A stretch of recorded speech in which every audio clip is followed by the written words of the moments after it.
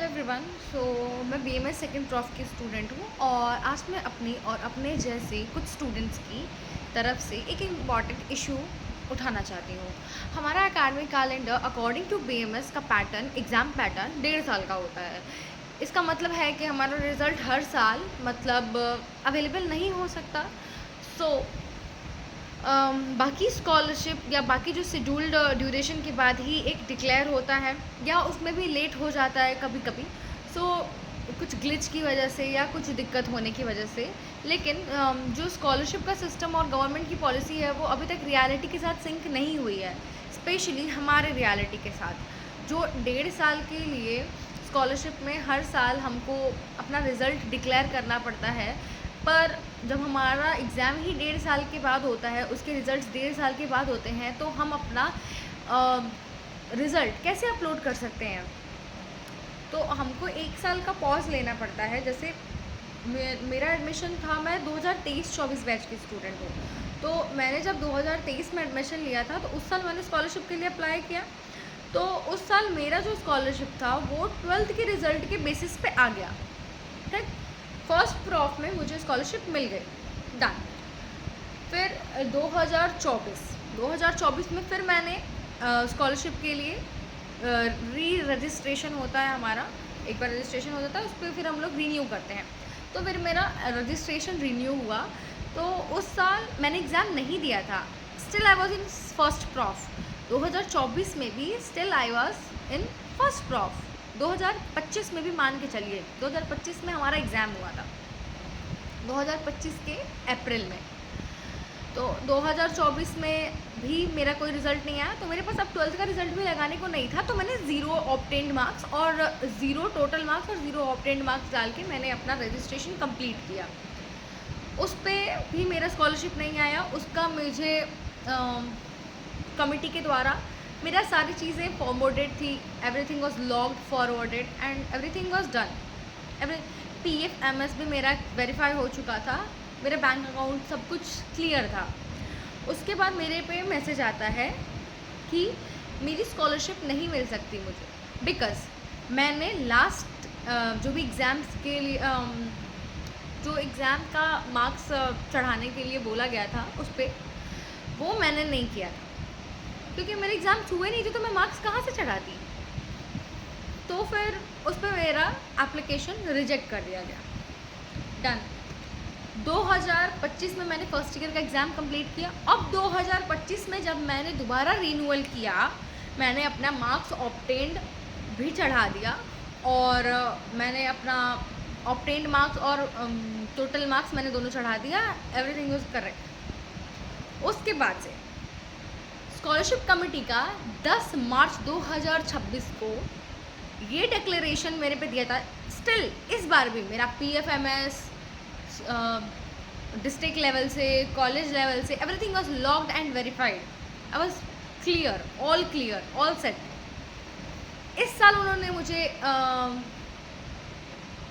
क्या बोल सकते हैं, रिव्यू दिया मेरे फॉर्म रिजेक्ट करने का, कि मैंने पिछले साल के मार्क्स नहीं चढ़ाए थे। भाई, जब मेरे पिछले साल के एग्ज़ाम हुए ही नहीं है तो मैं मार्क्स कहाँ से चढ़ाऊँ?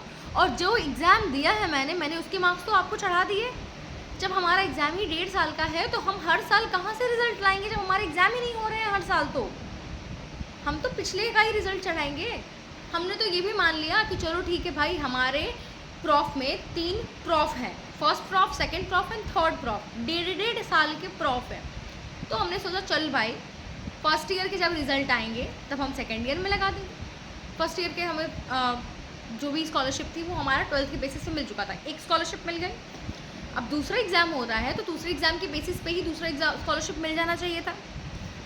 तीसरा एग्ज़ाम होगा 1.5 साल के बाद, तो फिर सेकेंड प्रॉफ के रिज़ल्ट के अकॉर्डिंग हमारा थर्ड प्रॉफ में भी स्कॉलरशिप मिल जाना चाहिए था।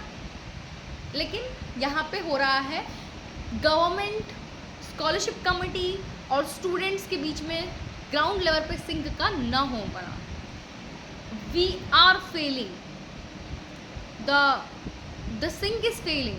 हमारे जो भी, या तो मेरी सिंपल सी एक प्रॉब्लम मैंने आपको समझा दी। नाउ गवर्नमेंट को या स्कॉलरशिप कमेटी को एक इस चीज़ पे एक सोल्यूशन निकालना चाहिए कि या तो वो गाइडलाइंस को चेंज कर दें कि जिन बच्चों के जैसे जैसे एग्ज़ाम्स हो रहे हैं, अगर हमारा 3 एग्ज़ाम होना है, या तो हर साल वो स्कॉलरशिप हमको दे जैसा हमारा एग्ज़ाम है उसके अकॉर्डिंग, या अगर नहीं देना है इस बेसिस पे, तो वो हम अगर हमारे एग्ज़ाम्स के बेसिस पे देते हैं, जैसे कि हर कोर्स में जैसे मिलता है, उनके एग्ज़ाम्स के अकॉर्डिंग, लास्ट ईयर के एग्ज़ाम आए उसके अकॉर्डिंग उनको स्कॉलरशिप दी गई, तो वही सेम चीज़ हमारे में भी लागू कर दिया जाए। एटलीस्ट हमको 3 एग्ज़ाम्स के 3 स्कॉलरशिप तो मिल जाएँ।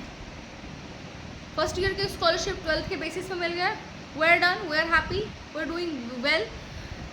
पर भाई सेकेंड ईयर में जो हमने स्कॉलरशिप का रजिस्ट्रेशन किया है, उसका स्कॉलरशिप फर्स्ट ईयर के रिजल्ट के अकॉर्डिंग मिल जाना चाहिए ना।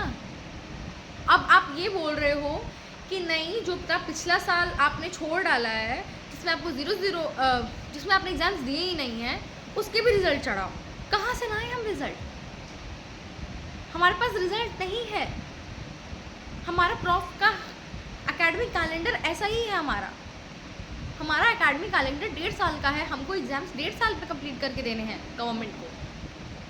कहाँ से लाएं हम मार्क्स? या तो ये लोग गाइडलाइंस को चेंज करें, जैसे BMS जैसे कोर्स हो गए, BHMS जैसे कोर्स हो गया। जैसा कि BHMS में क्या होता है, मुझे हर कोर्स का उतना क्लियर आइडिया नहीं है, पर I have something like BHMS में क्या होता है, फर्स्ट ईयर उनका 1 साल का होता है, सेकंड प्रॉफ जो होता है इनका, फर्स्ट प्रॉफ उनका 1 साल का होता है, सेकंड प्रॉफ 1.5 साल का होता है, थर्ड प्रॉफ 1.5 साल का होता है, फोर्थ प्रॉफ भी 1.5 साल का होता है। ऐसा करके इनका कुछ होता है। इनके में भी तो दिक्कत है, जैसे हमारे में है। 1.5 साल वाला बच्चा कहाँ जाए, जिसका हर साल एग्ज़ाम ही नहीं हो रहा, वो कहाँ से स्कॉलरशिप लाए अपनी? या फिर जो भी हमने मार्क्स चढ़ाए हैं उसको एज अ प्रूफ मान के हमारा स्कॉलरशिप दिया जाए, या फिर उसमें हमारे कोर्स में जो भी एप्लीकेशन आ रहा है उसमें एक पॉइंट छोटा सा दे दिया जाए कि आपका कोर्स का आपका प्रॉफ कितने साल का है, तो हम उसमें डाल देंगे ना 1.5 ईयर। स्कॉलरशिप कमेटी भी इस चीज़ को लेकर क्लियर हो जाएगी, उनको वेरीफाई करने में प्रॉब्लम नहीं होगा।